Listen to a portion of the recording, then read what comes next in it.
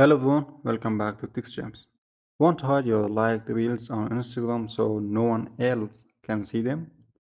If your friends can see the reels you have liked and you would rather keep that activity private, don't worry. Instagram lets you control who can see your reels activity. Just follow these simple steps and let's get started. First, open the Instagram app on your phone.